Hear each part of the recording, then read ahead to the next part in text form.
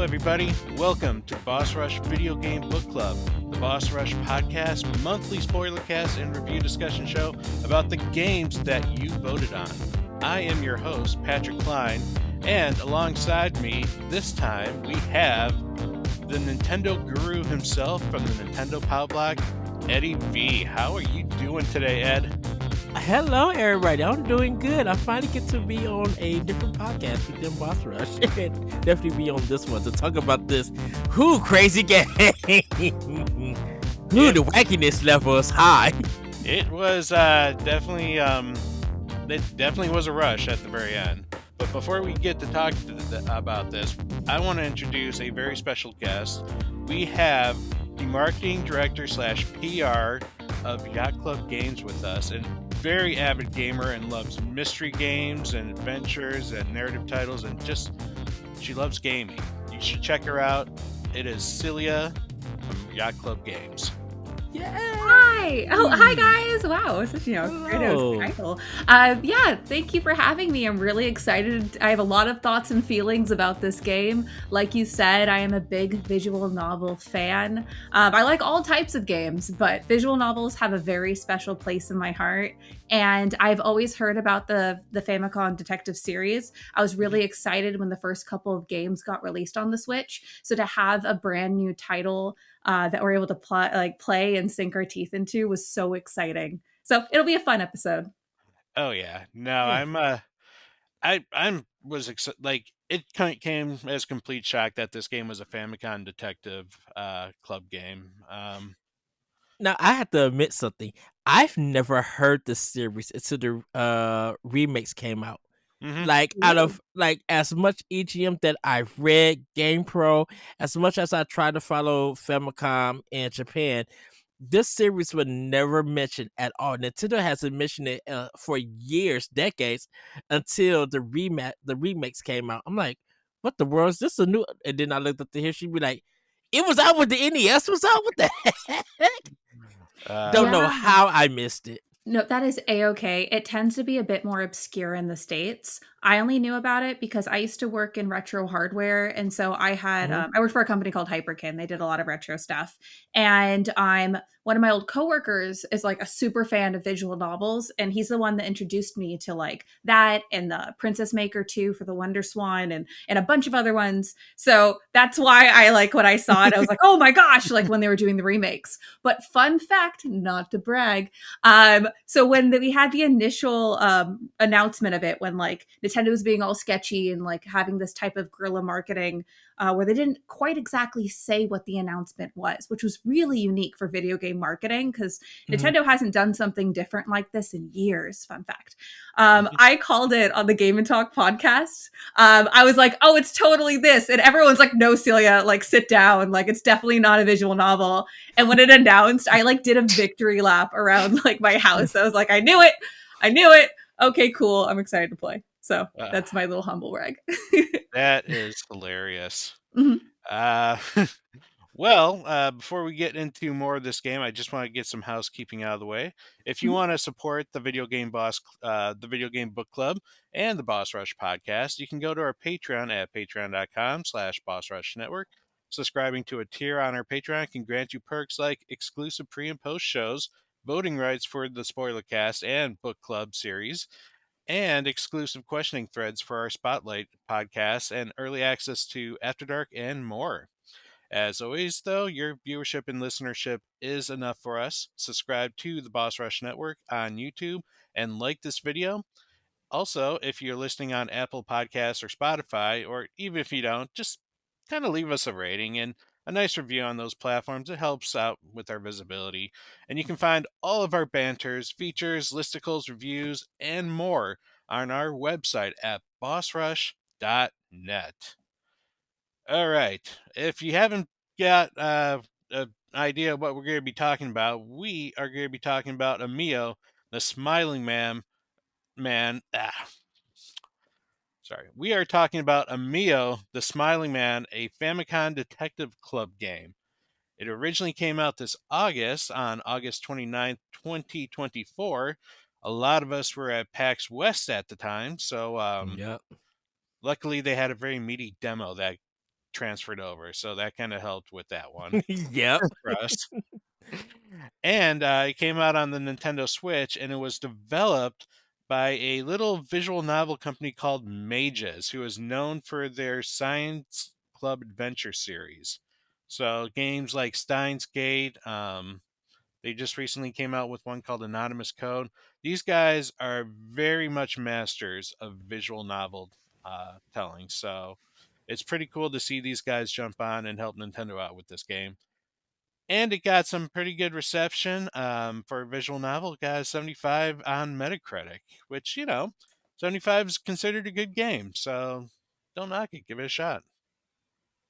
So, yeah, guys, Emio. Let's give our non-spoiler impressions about what we thought about this game when we were playing it, and then we'll give you guys, the audience, a warning before we jump into the real meat of this game, because there is a lot to talk about. So, Celia, you're our special guest here tonight. Eddie, you're also special, but not as special as Celia. Sorry. Oh. Uh, Well, what do you what an think, Celia? honor. Thank you. Okay, so so for it, so non-spoilers. This game was definitely interesting. I knew what to expect, but I didn't know what to expect since like I knew about the games and I knew that it was going to be, twists and turns, but I didn't know when. And Mhm. so I felt myself looking at everyone with suspicion. Like literally, I was like the worst Sherlock Holmes. I was like, that old guy, definitely the murderer, and like would Mhm. write notes about that. But like on a real note, the game was really fun. It was definitely enjoyable to play.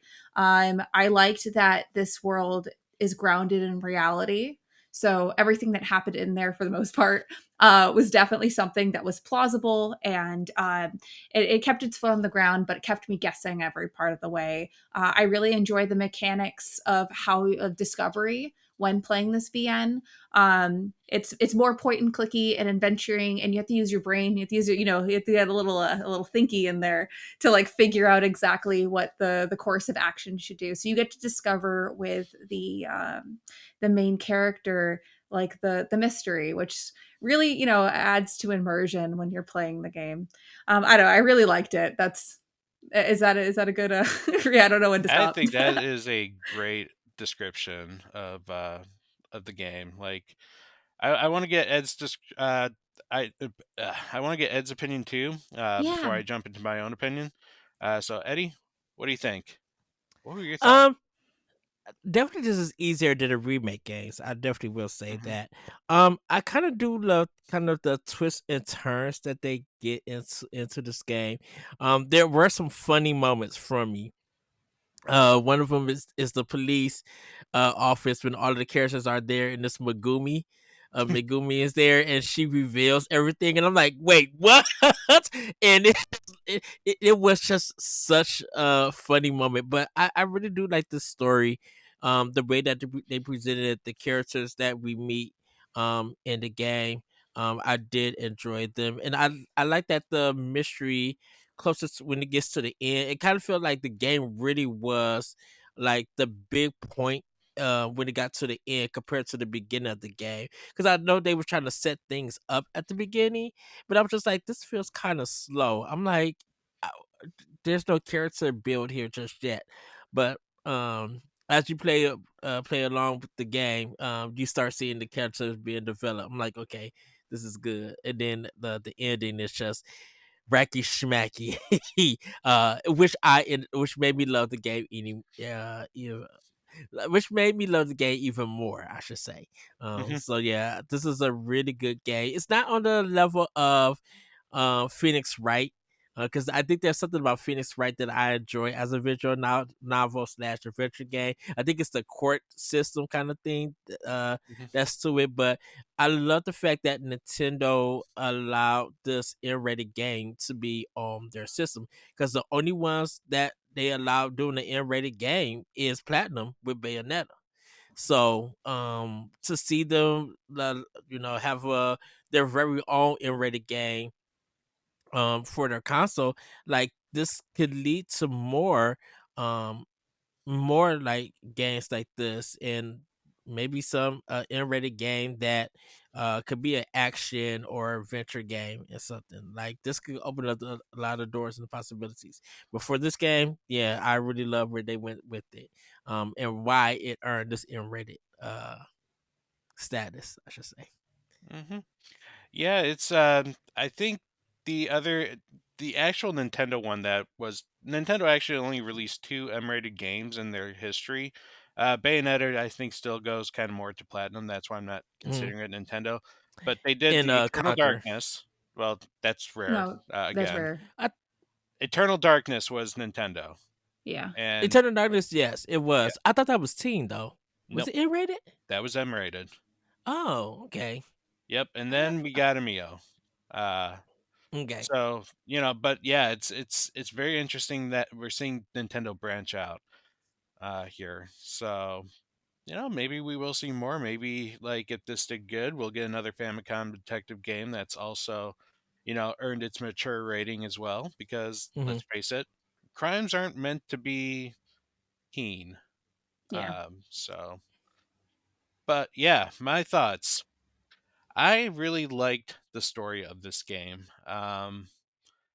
My original takes on visual novels came from the Phoenix Wright series, so those always have a special place in my heart. And I like how the Phoenix Wright series is a lot more, I guess, easier to navigate through.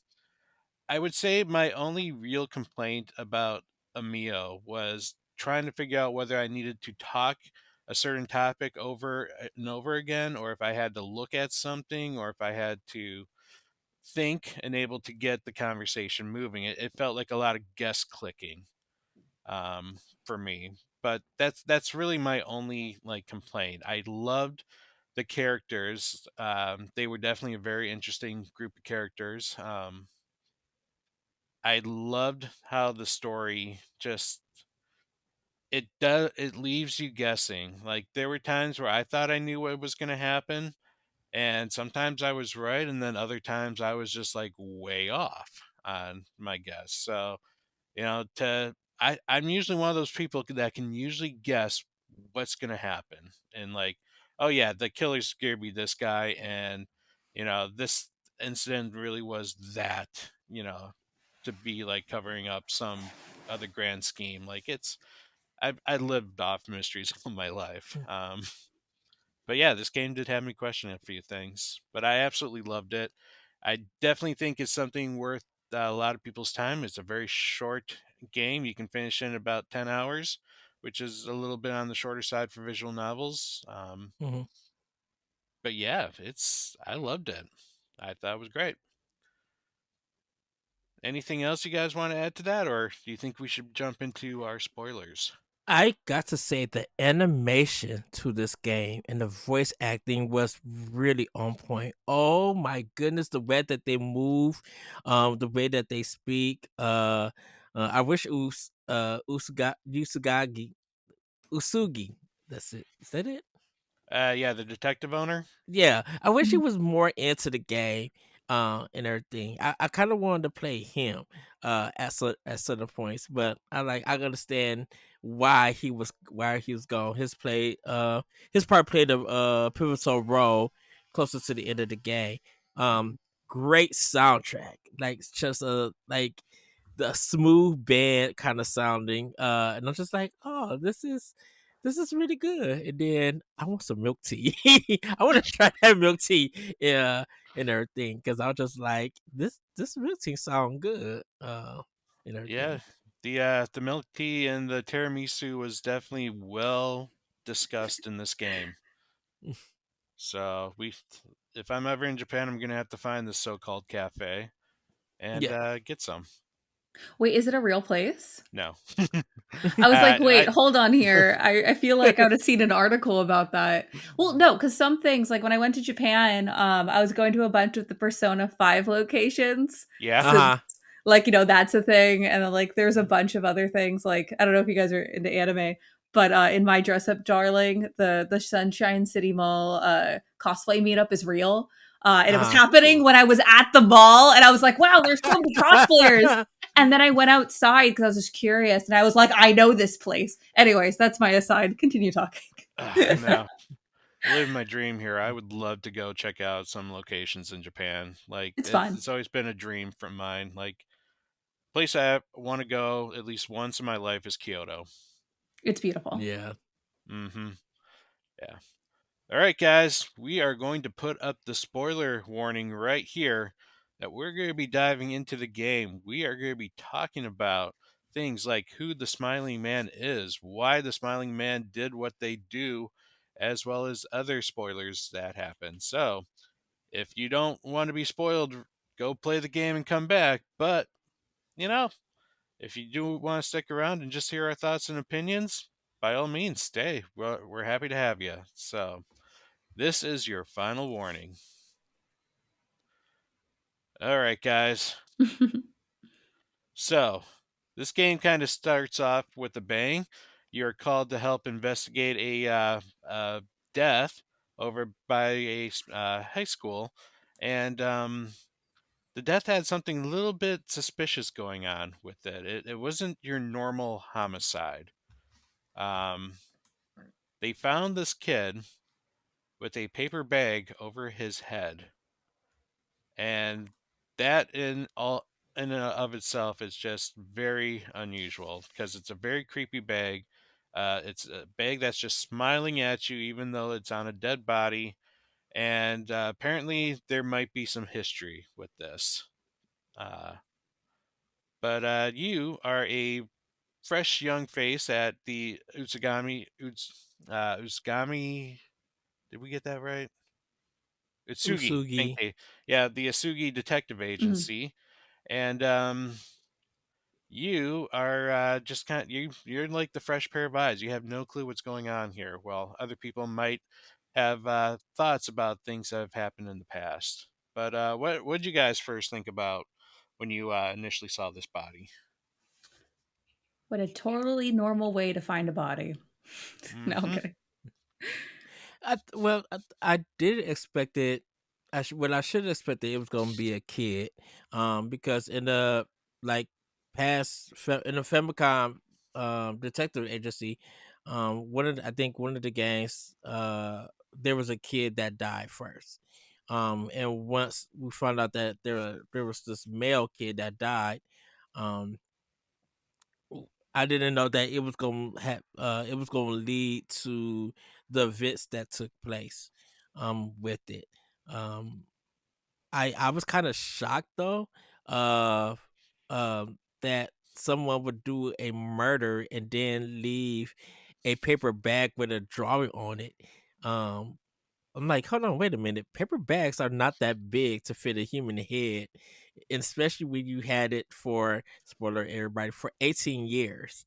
Like that's just like, wouldn't that paper bag like deteriorate or rip? But it was in pristine condition. I guess it's just like, well, I guess we're gonna roll with that and Well, everything. I think I can understand why it was in pristine condition when you find out who actually owned the paper bag at that Mm. point. But yeah, it's still very weird to find a smiling bag on your head or on somebody's head. And then of course you get a very warm reception from the local police department, who basically say, "Get the hell out. We don't need you here on this case. You're just going to be in our way. You're a kid." Um, but luckily, your boss tends to smooth things a little over, as well as the senior police inspector as well. So you get to investigate the scene, and then you get to learn a little bit about the urban legend itself. Um, so apparently, this could be tied to a series of crimes that took place 18 years ago. They called it the I think it was called the girls serial killing. Yeah. Yeah, it was something like that. Yeah, it's kind of a dumb name, but it was these girls were found dead in a Mhm. very same manner. A lot of things all tied the same. They were found dead with paper bags on their heads, being the main uh, key that ties them all together. They also were every single one of these victims were strangled.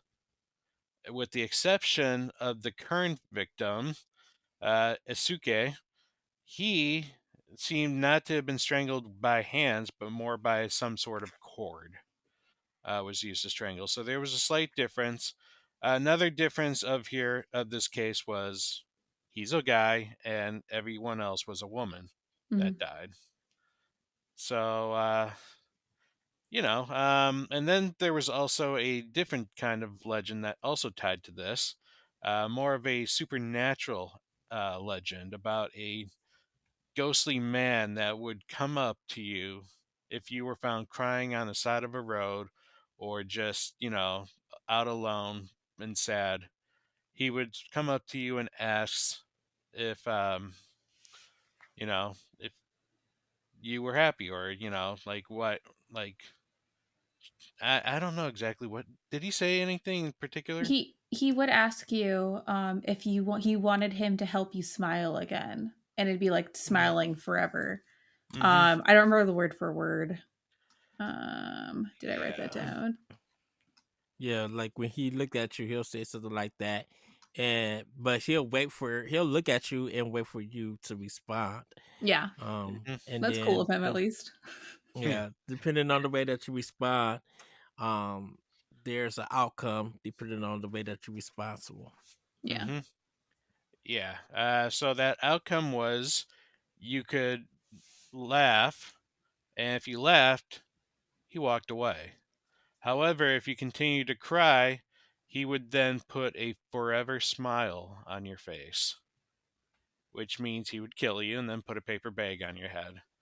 Or Hmm. if you looked at him, that also guaranteed that you were going to be killed. So, But there's a later reveal that he said something else before he also made the Yeah. kill. mm-hmm. Yep. So, kind of a creepy serial, or kind of a creepy urban legend, but Japan, I think, has probably some of the best urban legends out there. Like, they have an urban legend for literally everything, I feel.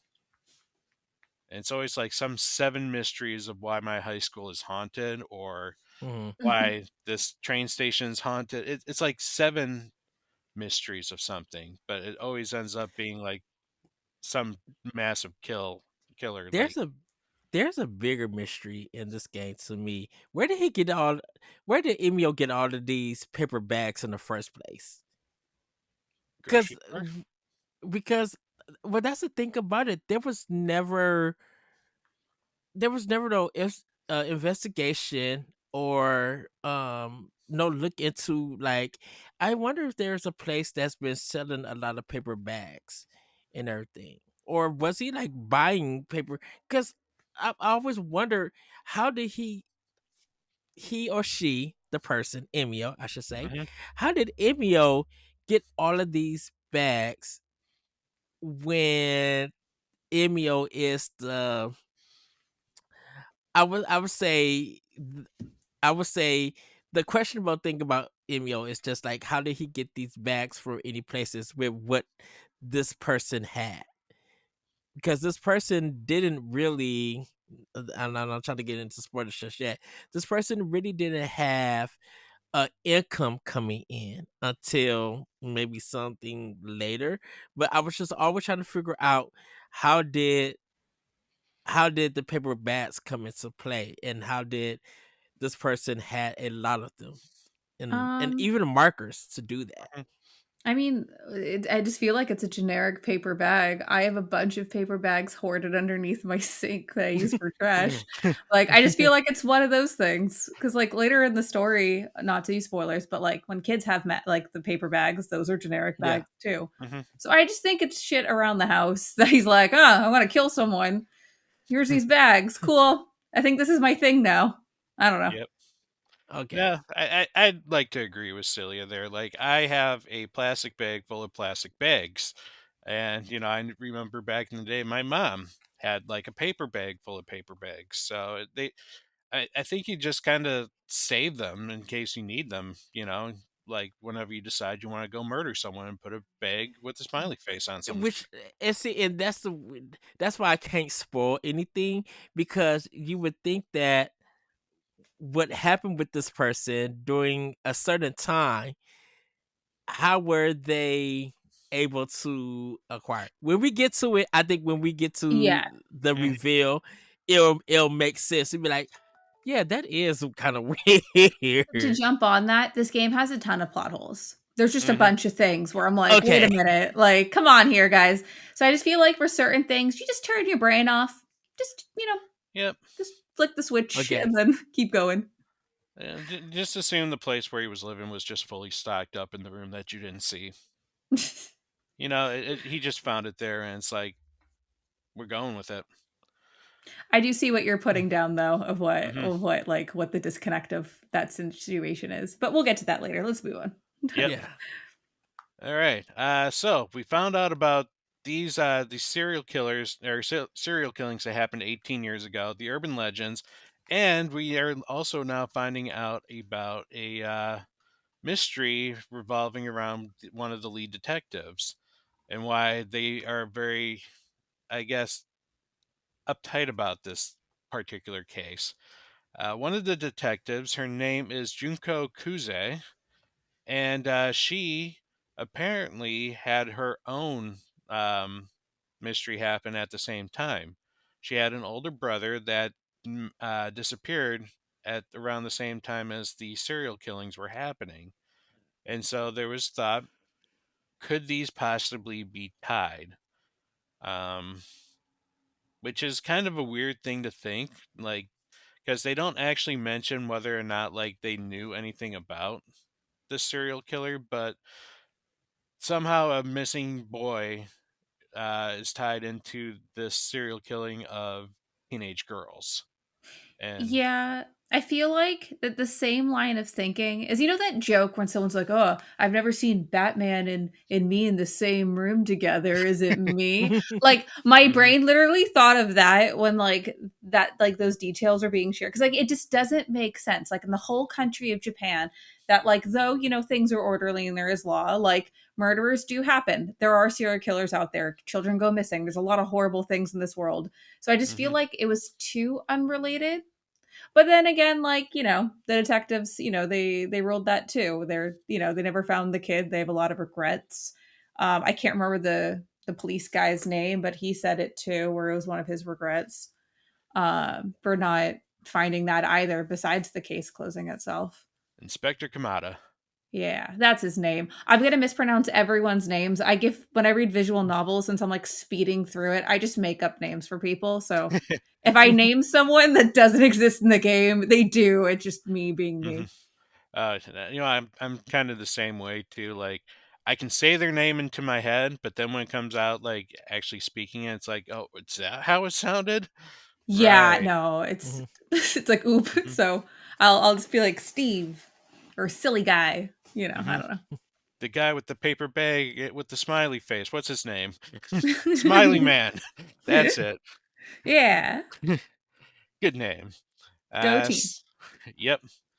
So we find out that there may be a tie here. So rather than like try to find out more about the serial killings, they're like, why don't you go and find out more about the missing brother of the detective, which makes perfect sense, right? Because obviously I they're tied. I feel like that's easier for them to be like, okay, yeah, we don't want you on this case. Why don't you go to a faraway town real quick? That seems productive. hmm Later, nerd. It's like I'm gonna go and out of town and do the real legwork here, you know. But you go talk to this old lady Yeah. and buy some eggplants while you're out there. Well, we kind of at this point in time we have two mysteries going on. Well, hmm three. We have Asuke's is the boy who died, like the first Yeah. victim that hmm we seen. We hear about a student named Megumi, uh and why she hasn't been to school. So we got that mystery, and then we find about the missing brother, Makoto. Um, so we kind of at this point have three mysteries, and we haven't even got it to like the. we haven't gotten into like the really big mystery when it gets closer to the end, but those are the three kind of like main mysteries Mhm. for at least I would say the first half of the game, and those mysteries lead into other mysteries, um, and other reveals later on. But uh, I think I gotta ask you guys, which one do you think just out of those three was the most like interesting one to you? Like, was it Usuke? Was it Megami? Or was it like the brother? Hmm. I would probably go with the Suke just because that one to me felt more closer to the story. Hmm. Yeah. About the smiling man. Like I wanted to know, like, why did the smiling man do what he does? Yeah, I agree with you because, like, like in dramas, it's like the B plot, it's the C plot, and then the D plot's Hmm. like, okay, wow, we're really far off the trail, aren't we? And so, yeah, no, I agree. Like that was the closest one that related to the case and was the inciting incident. So it just made Mhm. the most sense, I guess. Yeah. As we talk more, I feel like the mega, I can't pronounce her name, the other student girl that was absent. I'm Megumi. gonna say everyone's name wrong. Megami. Yep. Megami. There we go. I want to say Megamine like Konosuba, so I'm just ruining things. Mm. Okay. Anyways, back on track. Sorry, guys. Yep. Yeah, I found her case to be the most like, why should I care about this right now? She's absent from school. Ask her mom. That's where she Hmm. is. I don't know. It's like that was like the first thought is like, why don't you guys go over there and find out? But it's like, Yeah. no, we're just gonna It's ask the like, teacher over and over again. Hey, have you found out about this person? Like, is how it are they their doing? job to do that? Like maybe it's a cultural thing. Maybe like they all call every single day, every parent asking I don't know. I just feel Hmm. like the teacher has so many students or like they all have so many students. Why is this important when there's like Hmm. a death case on their hands that they should care about more? I don't know. Hmm. I know everything ties in, but like Yeah. logically here, guys. It is. I mean, that's kind of the fun thing about these like games is that, or even just murder mysteries. Like, this could have all been prevented, by like just doing this little thing over here, and Yeah. yeah. So I But skip no, over 8-10 hours and it's just like, hey guys, it's over here. And they're like, ah, and they go it's boom, like, and then they're why done. didn't you do that in the first time? Because I needed it to happen. That's why.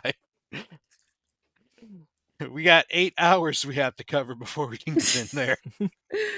Well, because I kind of felt like when they was when they were trying to find Megami, I kind of feel like maybe she is like the big clue to this whole game because it's like for the first half, everybody, at least Ayami, was trying to figure out is she gonna be the clue that's gonna help break this case? And it did a little bit, but it was just like it broke something completely else. It kind of threw everybody off to be like, wait, what? That was the whole reason why? So it was Mm, just weird. I mean, it was very dramatic, trust me. And I was really interested. I'm like, what does this girl know? What did she do? Why is she such a big factor? And maybe that was probably a red herring to throw everybody off. To be like, we're gonna build this up, get to this point. Nope, it's not what you think. And then we mhm, got something else for you. So I wonder if they kind of were just thinking about that. Oh yeah, probably. mhm. I feel like during this whole game, I was just accusing anyone and everyone of being the killer because I have in my notes like, "Oh, she's missing, killer." And then it was like, "Why is the principal avoiding questions about the girl?" And then all caps, I wrote with a little question mark, and then put in Yeah. parentheses, "killer."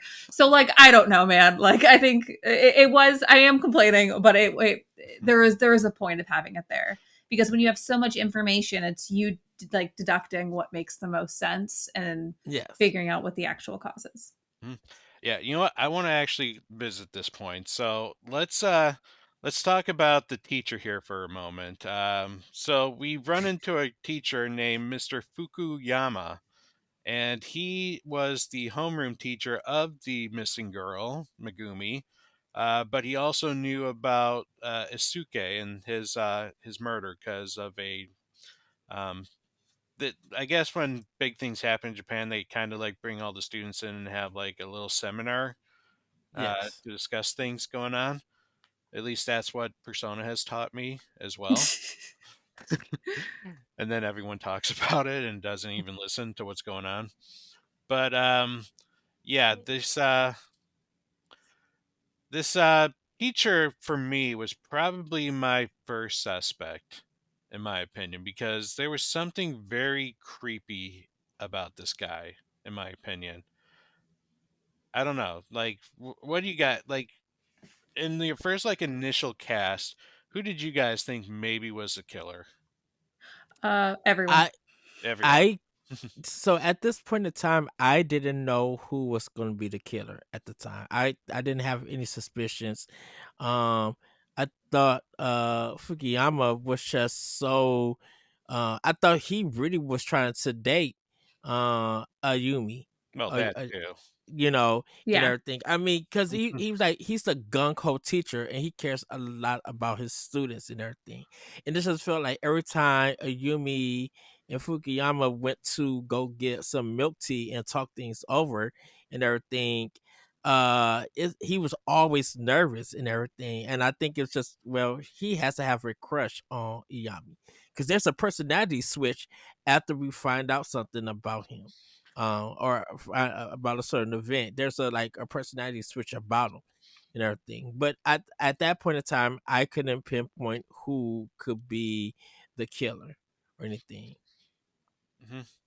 Well, what did you think about Fukuyama when you first met him, Celia? Oh, I was like, he's the killer. Okay, I did that with literally anyone and everyone. I was like, seems shifty. Protagonist. He does seem to know a lot of students. Yep. Interesting. It's a shame that one of them disappeared. We should ask him where that one went. Hmm. Yeah, I was really suspicious of him, and then also him, conveniently being the senpai for assistant lady. Megumi. So I'm ruin everyone's names. Oh yeah, Um, the Ayumi. Ayumi, there we go. Yeah. So conveniently being Ayumi's senpai. And it's like, well, yeah, like he is a killer and he has tabs on what the detectives are looking into to always be one step ahead.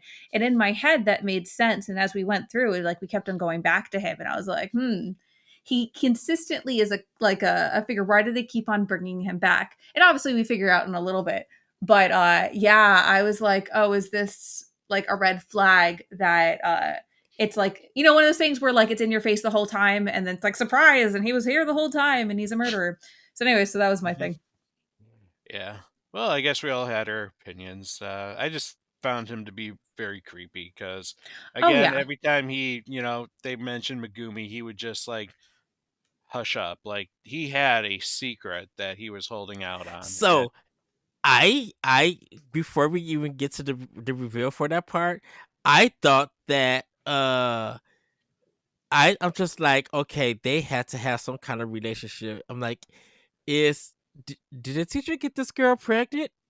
Like that because I'm like, this is an M-rated game. So I'm just like, is Nintendo allowing this to go there?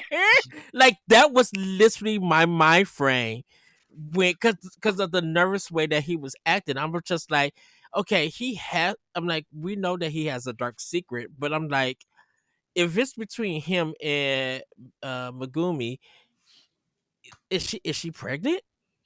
Like, and that's what I was waiting for. I was just like, if that is the reveal, of him of them having a relationship, my mouth probably would have been on the floor and be like, I think this game deserves Game of the Year nomination because I think this, you need to go straight to jail. Like, oh my god, yes, straight to jail. Well, yeah, no, I my Mhm. brain didn't even go there. Like, I've played Persona. I played a lot of these games where like weird uh shit like that happens.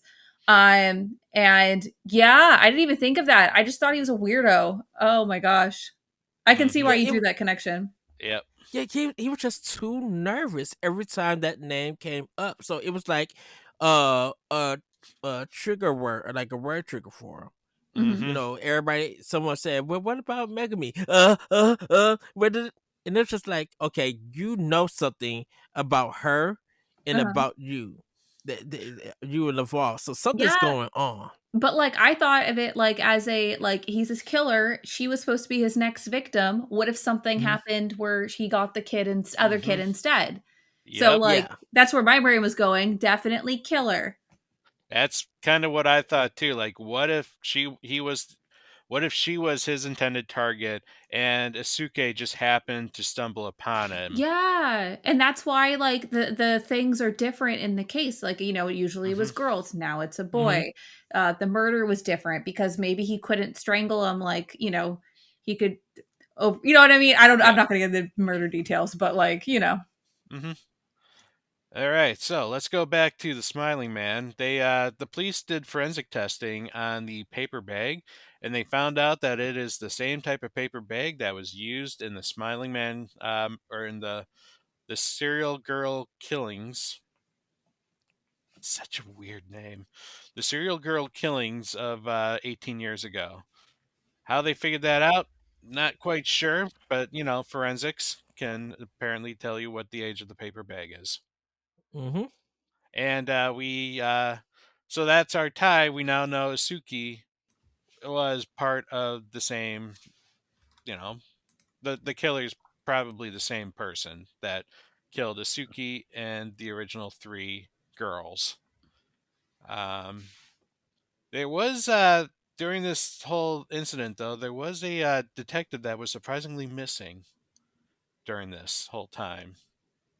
It was a little weird that this detective wasn't around. yeah. But, what do we know? Maybe he's out on a different case. He seemed to be a very busy guy. But then, while this is happening, we get a call that Megumi has disappeared. Oh, before we get that call, though, the police decide to kind of open up the investigation by revealing that who the Smiling Man was and what the Smiling Man did by with the paper bags.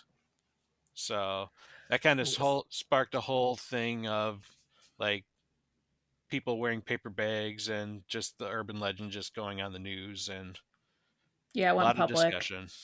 Hmm. But it was a 18-year old cold case, and they wanted to bring some light out to it. But that might not have been a good idea because we find out that Megumi might have seen that exact same TV show that revealed information of the Smiling Man, and now she feels that she might be the one to blame for Asuki's death, and she goes missing because of it. Now this is probably one of these peaks in the game that I thought was like really intense, and like this is where the story like sped up pretty fast Yeah. in my opinion. Um like, did you guys think, like, do you think she was going to die by this time, or do you think they were going to find her? Oh, I thought there I was gonna think be they was gonna multiple. find. Sorry. Yeah, Find I her think they was and gonna. dead. Yeah, I think they was gonna find her.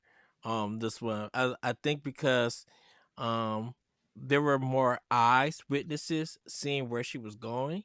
So I just thought that they were gonna get there in time. See, the Smiling Man was going to probably, or there was gonna be a scene where he's going down with her hands, but the detective say something and stop him, he'll run away. But it happened a different way.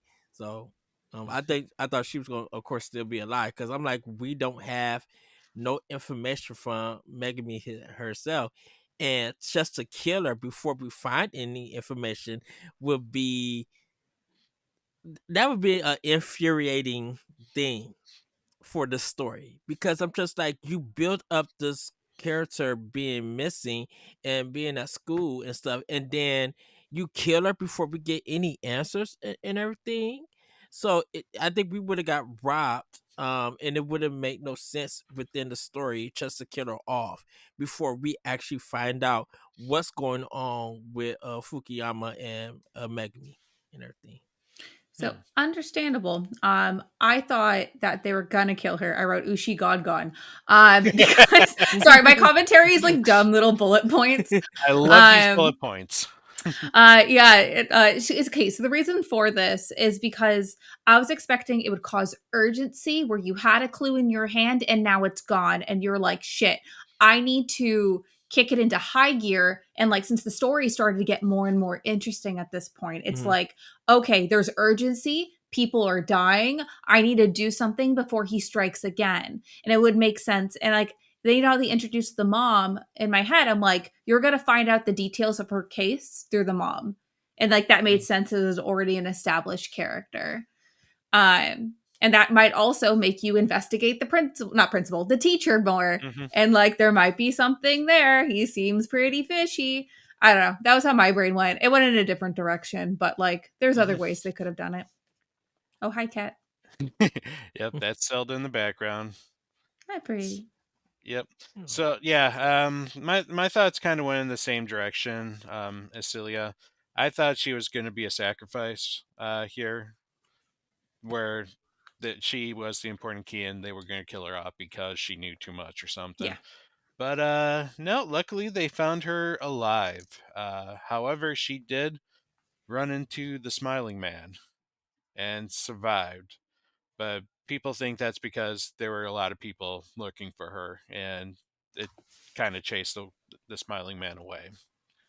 Uh, but we kind of find out why she was acting all weird, and it was very close to what Ed thinks. Only it was the other way around. It wasn't the teacher that liked the student; it was the student that really liked the teacher, and that made the teacher very uncomfortable to talk about it. Yeah, so yeah, Megami professes her love for the teacher and wanted to know where is he gonna replicate or reciprocate that feeling back to her, and they're gonna be a couple and everything. And what was weird, he didn't say no, but he didn't, say yes. And they're just like, come on, dude, you are a grown man. You supposed to like, no, this is inappropriate and stuff. But it led to her running out because she was let down in whatever way. And then that's when her and Azuki got to talking and everything. And it was revealed um, that they had a argument. Mm-hmm. Yeah, it was a pretty hefty argument, and basically it came down to I never want to see you again, and that you're a horrible friend. And so, that's why Megumi felt guilty that it was because of things that she said that now her friend is dead. And Hmm. so she needed to rectify this and break the curse of the Smiling Man and let her friend go to heaven because the Smiling Man now owns her friend's soul. Um, so a little more extra there about the Smiling Man. I will say though, the scene when Megumi did finally break down, I kind of got a little misty eyed too, like because that is a heavy burden to bear for a young girl, is to just assume that she was the reason why her friend died. They had that argument. Now she's never going to be able to say she's sorry because she knows she didn't mean it. Like her life literally changed, and she almost died herself. Like it, just everything she went through, just like really like it tugged at my heartstring. Like she But was I kind almost. of But it kind of felt like that she wanted to die because of, and I know she had, what was the things to say and everything. But I think after she watched that TV show talking Hmm. about the supernatural and the superstitions, the way that the mom was talking about, she saw that video and then ran to her room and everything. Hmm. So it kind of felt like maybe if she did see the smiling man to be like, I'm not going to do anything, I want you to take my life because of my guilt Hmm. of Asuki dying. I thought that was going to probably be where it was going to go, but what ended up happening is that's not the way that it happened. Yep. She ended up screaming and everything. Yep. Well, luckily she did survive, and just to kind of speed up this a little bit more, because we're about halfway here, and we should probably be a little bit further. But we also then talked to the other friend of Asuki. His name is Kohi, and Kohi was more surprised that Asuki was murdered because he thought Asuki would have committed suicide. So that was an interesting point to bring up. Like, wait a minute, Isuki was having all these issues. I thought he was a good kid, and Everyone liked him, he was doing good, but apparently that was not the case. Mhm. So there was another angle here. And we'll be able to explore that angle later. What I want to talk about now is we're introduced a new character, Mama Shoku. And Mama Shoku is the bar mama of a bar that Kamihara, the Detective Kuze's assistant detective, likes frequent. And she's a feisty mama, that's for sure. She Mhm. does not like police officers one bit. What did you guys think about Mama Shoko? I like her character. She's cute. Yeah, she was cool. Yep. No, it was very interesting about her history and what she brought up, though. Once she found out that you were more of a trustworthy guy than the police officer was, she revealed that she might have actually knew a little bit about the Smiling Man. In fact, she might have actually met the Smiling Man and survived the Smiling Man. But again, she had a pretty dark backstory. Like, Yeah. it's very interesting, like just how like you met this character, but you're already feeling something for her because people did things to her as a teenager, and she got to the point where she didn't care to live anymore. And when the Smiling Man visited her when she was crying, you know, she found herself laughing because of the situation that she was in, not necessarily because she found the face of the Smiling Man funny or she remembered a Mhm. legend. She basically is like, "Fuck this! I'm gonna die. This is like Yeah. absolutely crazy." And because of that, she just bursted out laughing, and the Smiling Man left her alone. Right, she was Like, confused, and then she left, got a job, and came back in. Look where she at now. yep, that was her wake up call. It's like she lived that night when she probably should have died. And so she was able to take like her situation, turn it around, and become that bar owner. Like changed her name and everything.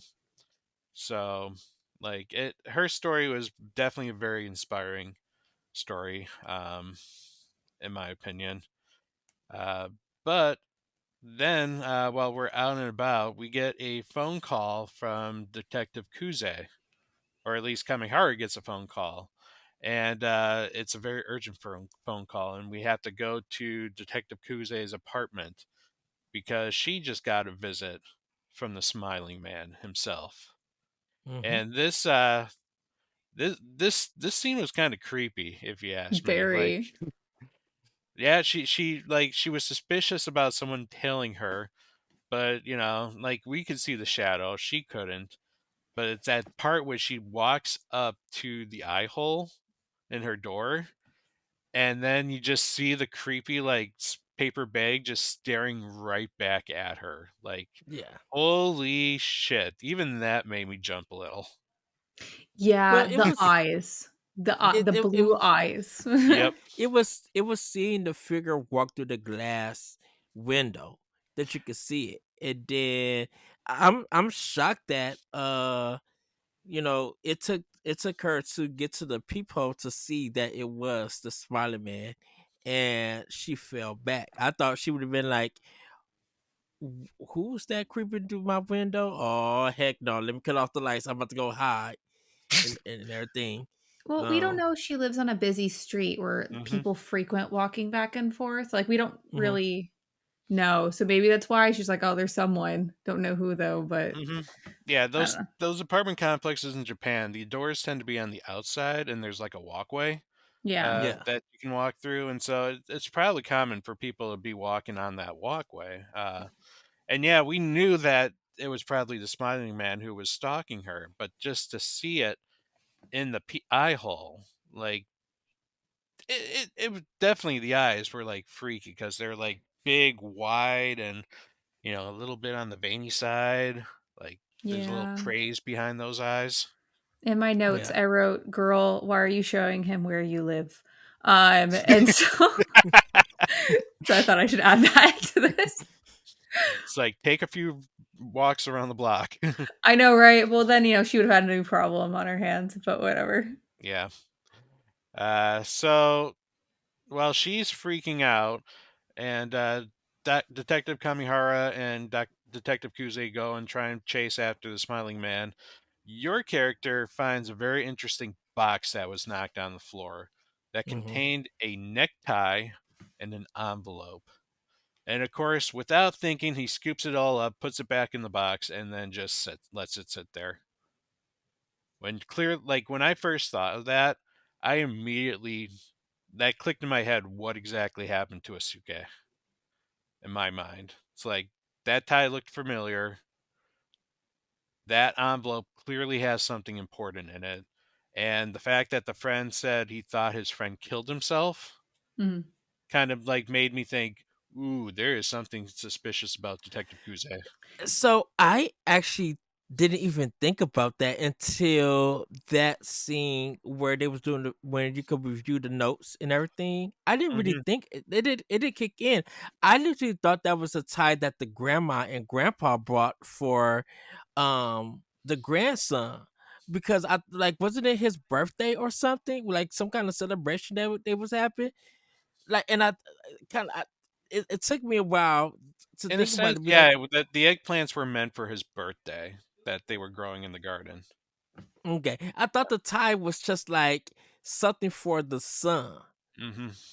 her missing brother. And like the note was gonna be like kind of like a birthday card to him or something. So I'm just like, wait a minute, why would that play? And then once they start saying that it was a school tie, I'm like, oh, okay, I see where they're going. Hmm. I thought they threw a clue in there to be like, oh, they're throwing something me off, because I'm like, where does this side thing come from? Well, Celia, did you have thoughts on that? Um, I for all the judgment that I made throughout this entire game, that I was like, well, that's interesting. Let's keep on going. I because like there was a point, and I'm not sure if it was at what when we were like going over all the evidence, or I don't have a note for this, but Hmm. I like at some point I was like, does she? I thought she might have been the smiling man, but it didn't make sense to me because I was like split Yeah. personality. You know what I mean, Hmm. or something, like, because trauma does that to you. But Yep. like, but it would have made sense because like, what about the girls 18 years ago? She's way too young. This doesn't make sense. True. Um, but yeah, there was just some thoughts and feelings about that, but I didn't decide anything Yeah. from that. I didn't think she was the smiling man per se, but she obviously did something suspicious and made it look like the smiling man killed Asuke for some weird Yeah. reason. Hmm. Like that was what popped up into my mind. Um and we eventually visit back onto that thought, but we're going to chase another thread now. We decided we are going to try and look for both the missing brother, Minaru's. Sorry, the brother was Makoto, Hmm. and there was also another person of interest during the serial girl murders, named Minaru Suzuki, who apparently was an acquaintance of the first victim, but then disappeared shortly after she was killed, and apparently Hmm. disappeared in a very brutal manner that left his apartment all bloodied. Um, so no one's been able to find this guy. So now you're doing footwork and literally showing everyone your these pictures multiple times, and then you finally run into a auto shop where the old man and woman there actually let Minaru live with them for a little bit, or at least gave them a job, gave them some support. And they claimed that he was like the nicest guy. Like he was a little weird in the head, didn't say much, but he loved cars. Like he was a very simple guy, in my Hmm. opinion. I feel like every murder interview. Sorry, I think I just like of any sort. Sorry. Never mind. Because like in news reports where they're Mhm. like that guy was so like it'd be like He was the such a whatever. sweet little child. What He what was so happened? kind and quiet. He Hmm. kept to himself, and he was so nice and liked cars. And, like, I don't know. In my head, that's like such a incriminating thing always. Yep. Um, and these guys, they thought, like, you know what? We want to make this guy an honorary member of the family, but just before he became a member of the family, he decided he was going to go off on a journey on his with his sister, and they gave him a car and a pair of sheet metal shears, Cheers. Yeah. which is a very interesting gift. It's like, here, I'm going to give you a very sharp scissors and a car. Have fun out there. Don't do anything illegal.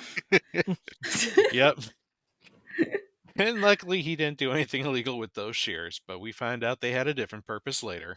Mm-hmm. Um, but then we are talking to a construction worker, and this construction worker is like, hey, that guy, the guy that you're looking for, this Suzuki guy, I do know that Naru Suzuki. However, it's not the picture you showed me of that guy. It's a picture of Junko's brother, who's going by the exact same name. And it's like, wait a minute, what? Junko's brother? Like, what's the connection between these two people? Like, I don't know. What'd you guys think? It was still kind of questionable until we like it started it makes sense when you get further on in the game, but you don't understand like, oh, okay, he has to be looking at this wrong. But I'm like, maybe this does play a part in the story of the game. So I'm just gonna reserve judgment and Hmm. trying to see where does this lead to. So Hmm. Anything on your end, Celia? I like did not understand where this was going. I was like, is this another like is this E plot? Like broski, like get back on track. Come on, chop chop. Yeah. Is this was Makoto really a Minaru the entire time? Like, just Yeah, I like don't with know. a mhm. weird different head, but of course the pictures look different, so it's like, I don't know. I don't know what's going on anymore, but they give you an address to go to. Also, during this time, you have an argument with Detective Kamihara when you say that, hey, I found something very weird with Junko having the tie. We think she might have something suspicious going on. And he's like, dude, get the fuck out of my car. You do not yell my, or call out my partner like that. Oh, Yeah. when he said that, I was like, they're both the killer. Solved. Hmm. But this was the insane crazy part of him. She has been on his case from the beginning of the game, and it just looked like they didn't have no connection, you know. Yeah. And then I don't. Oh, go ahead, Celia. No, no, you are 110% on that. Because I literally wrote in my notes, haha, she's yelling at him for drinking. Why is he a jerk to you? Why is he hitting on the coworker? Oh, he's back at the bar. Why is Kuzo pissed? I literally wrote when he picked Kamihara picked you up, like, oh, Kuzo's pissed. Why is he pissed? Like, I didn't get it. Like, Hmm. I don't. Anyways, I agree with you. Yeah, Yeah. it was such a. I'm like, what happened to the Switch? I mean, and not the Nintendo Switch, but I'm just like, this is a personalities flip that came out of nowhere. Oh, y'all really quickly trying to wrap this game up, but go for it. Hmm. Yep. So basically, he gets mad. He's like, she's not the killer. Don't ever tell me that again. So then you go and you do your own investigation, and you go to the address where they say they dropped the Makoto Minaru off, and you do this fun little forest path. These are actually some very beautiful like scenery Oh yeah. Hmm. things that you get to go through. And of course, the sun's setting, so it makes for a perfect backdrop of something bad's gonna go down here very soon. And we stumble upon a abandoned village, but not just like, well, it's almost abandoned. There happens to be one person there who probably shouldn't be there, but they are, and that's Detective Kuze. And she's not happy that you're there. Not at all. She tells you to go home using the path that you walked because she does not want you to keep going forward. And this is where you kind of find out that I'm like, well, can I call my ride or anything, or and like, do you need Mhm. backup? And she says that she calls backup, but you kind of find out there's no reception in there. So, um, that's when the clues, that's when everything starts coming together, about what's about to happen. Mm-hmm. And while we're going back, we're hearing gunshots happen. So your character runs all the way back into the village.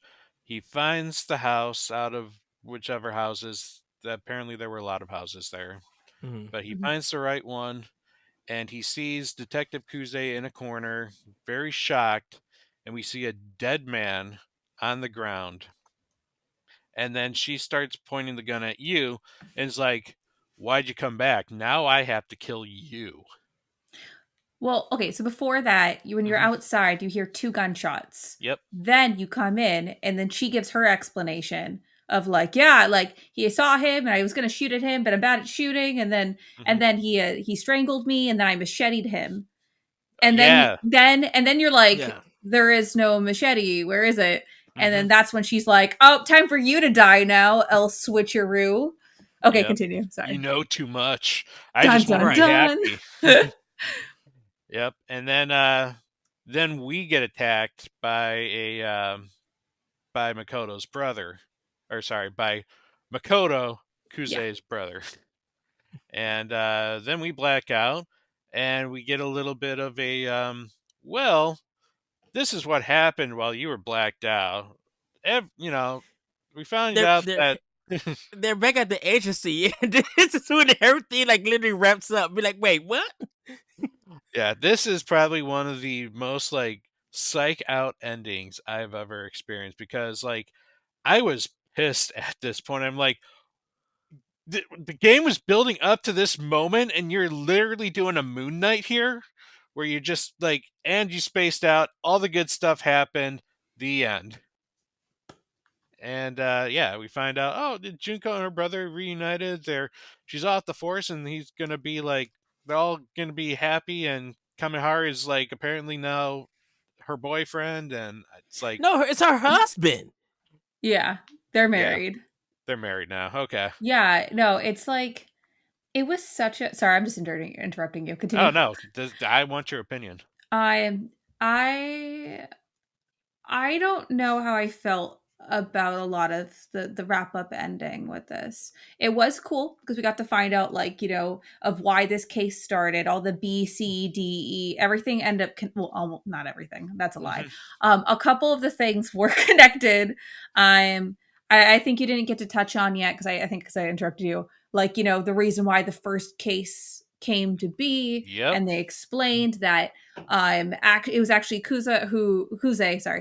I'm probably getting their names Hmm. after 10 hours of gameplay in this podcast.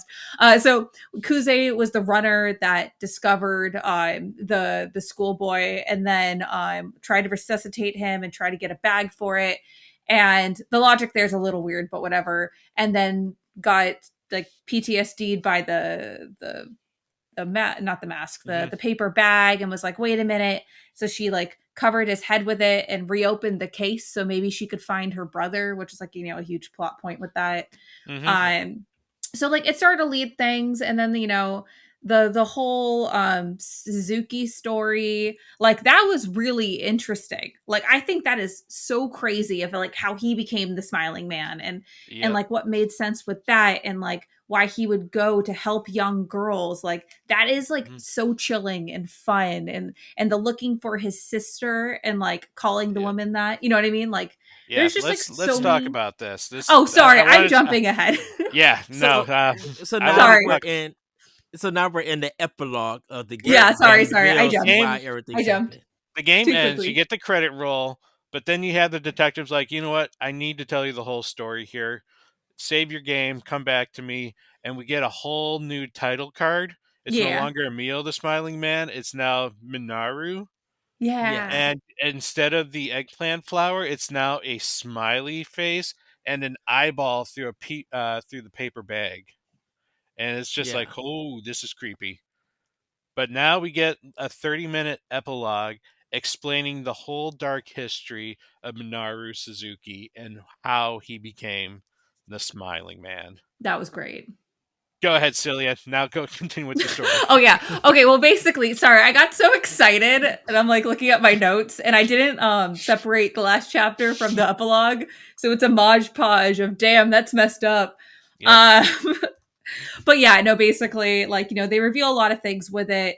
Um how okay, where did I even start? Yeah, so basically it basically goes over of like how he's trying to search for his dead sister, had they an abusive family, and like how he basically gave himself a Joker makeover with the shears. Like that is crazy. Oh my gosh.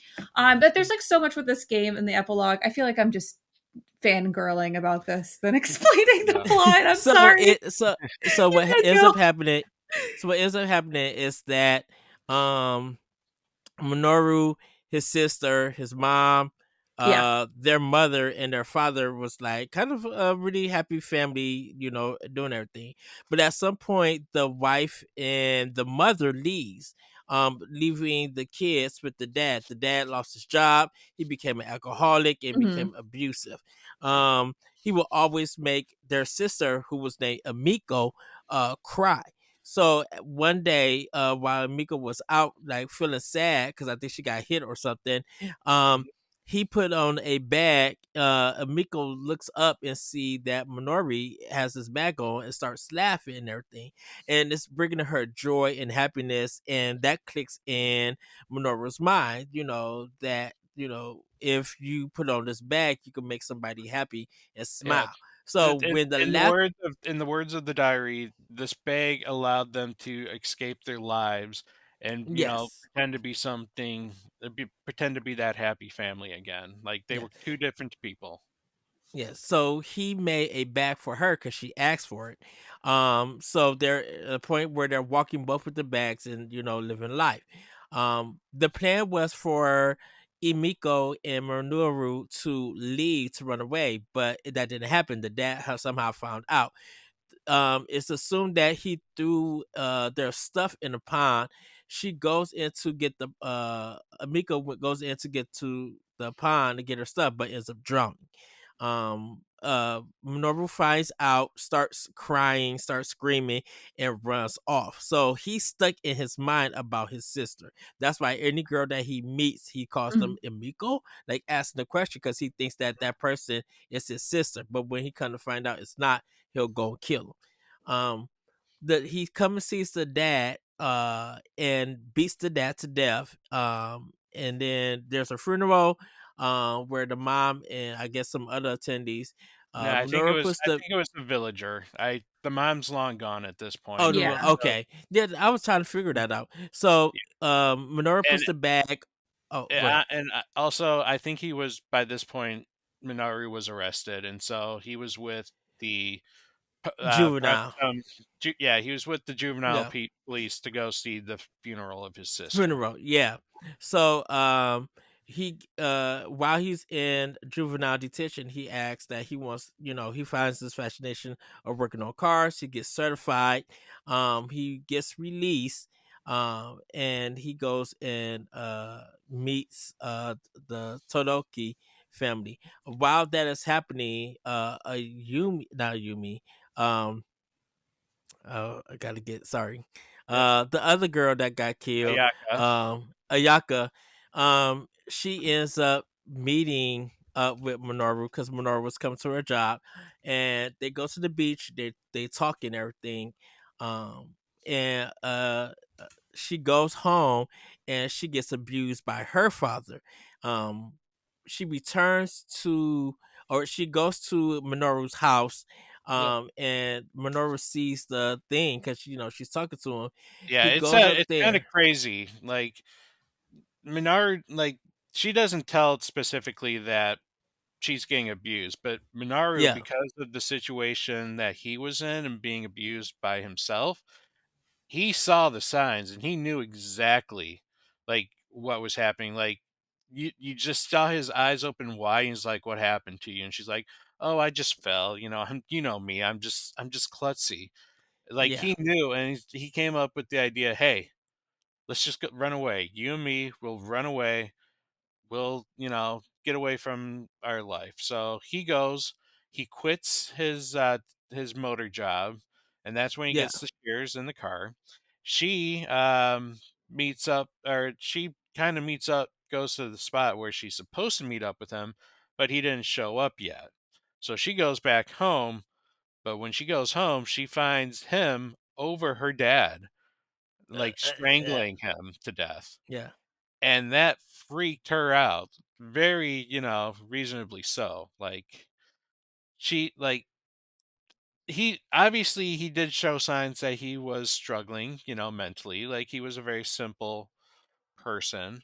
However, like this set off like now he's dangerous too. Like even though she had that hatred or bad relationship with her dad, the fact that he just killed her with no second Hmm. thought, and it's like, okay, we can go now. And she's freaking out, and he puts the bag on, and it's like, oh, see, we don't have to be happy, or we don't have not we don't have to be sad right now. It's just you and me, amico. And she's And like, he I'm has not this drawing amico. on his, and he has this drawing on his face, this Not Joker yet. kind of drawing and everything. Not yet. Oh, Not yet. He does that after he kills her. oh, okay. The Yeah. reveal comes in. Okay, Yeah, she's like, I'm not amico, and that's when he snaps and he kills her. yeah, And that's when you knew that there's no coming back for this guy. right. He's done. So yeah, so he burns the house with the dad in it. Takes a he takes the girl to the beach, lays her down, puts it back over her, and then he drives home Mhm. for it. And All right. then What Celia, what that's happens when next? I want Celia to do this part. oh, okay, go ahead. No, I'm bad at telling stories, and it's way better when you do it. Go, go, Okay. go. Go so ahead. he he paints his face and there's a big Joker thing and he's going crazy. He's throwing stuff and then he looks into, I think it's a TV. No, it's a Yeah. mirror. No, And then he he broke his mirror he first. breaks his mirror and then he sees himself on the TV and Yep. then there's a this is such a awesome amazing Hollywood shot. You see the foreground that you see him and everything and then it switches to see where the shears are laying in the ground. And Mhm. so that's when he starts cutting himself. The blood starts coming out. He's screaming. But you also hear this old man that you had met in the game, like this dad. Mhm. He's drunk on sake. And while he's still cutting himself and everything, and he gets the way that he wants to look. He walks out. He starts laughing. The dad sees him, falls over, and passes out. And so now you get a good look that he has cut his part of his face off to have a permanent smile on it. Mhm. While driving, he sees Junko crying. He stops the car and has the bag on. Um and is trying to make Junko happy and everything. But Junko is scared and is crying, and so he goes down and starts choking her. The brother, Makoto, comes down and hits him, just starts hitting him with a bat. Nothing happens, and he, throws him off, and so he's trying to start choking him, Makoto. But Junko gets up and starts hitting the Minoru, uh, and Minoru throws her off, and so Minoru takes Makoto because I guess he passed out, and puts him in a trunk, and they drive off into the village, to the empty village, and at that time, Minoru is Matoto doesn't know who he is. But Minoru says that your name is Minoru Suzuki. So that's Mhm. where when Makoto was working at the construction site, he gave him that name. So that Mhm. solved that problem why Makoto was saying that his name was Mizuki. Um when it comes to realize that Junko finds the place and everything, he sees the Smiling Man, and we get a full figure of him because he has cut all of his hair off. He still has the smiling thing. He looks, because he's older. and he's just like, Emiko, and still does that thing. And Junko shoots but misses. Well, when sorry, let me go back. When she gets there, her brother walks in, and she's just like, you know, uh, hey, Makoto, I'm your sister. Tells him to run off or go hide and stuff, and that's when the Yeah. smiling man comes Mhm. and everything. So was for the second shot was for the smiling man. The first shot was for Makoto to run off and leave. Mhm. Yeah. Um, when the Spider Man comes in to start stroking Junko, Makoto comes back and hits him with a machete and kills him. And so Junko tells him to run off. That's when your character comes in, and that's where she pulls the gun out and says that I have to kill you. Um, the brother is about to come and kind of attack. Uh, what is his name? Attack Detective you. Uh, Kamihara. Oh yeah, yeah, sorry. attack you. I put Eddie Varnell. I keep forgetting that that's the character's name. You The can put your character's name own is name. actually Ninten. Knit. Okay. Um, but her partner shoots him like in the arm, and that's where it goes to where he's doing a recovery. Junko leads a force, but her and the partner get married, and so you see a picture of all three of them, and Makoto looks better, is getting healthier. Said that it's going to take him a time to like walk, but like he's not disfigured or anything. He's not hurt. He's not too hurt. So that's their living happily ever after. But we find out that's how we find out that Minoru was the killer, was the smiling man, and why he killed those girls and stuff. All right. Well, we're getting close to the end here. I just want to kind of go through your thoughts. Like when you, after finding out the backstory of Minaru, like, did you feel more sympathy towards towards the smiling man, or do you still kind of like hold him for what he did wrong? I hold him for what he did wrong because he was cuckoo for Cocoa Puffs. Like Yeah. he could not get through um the fact that his sister died, and I understand it's a horrible thing. And I understand him killing his dad. That part I understand because he was just like he was in that mind frame. But I think because of all the abuse and everything that he went to, this was his way of revenge. This was the final straw.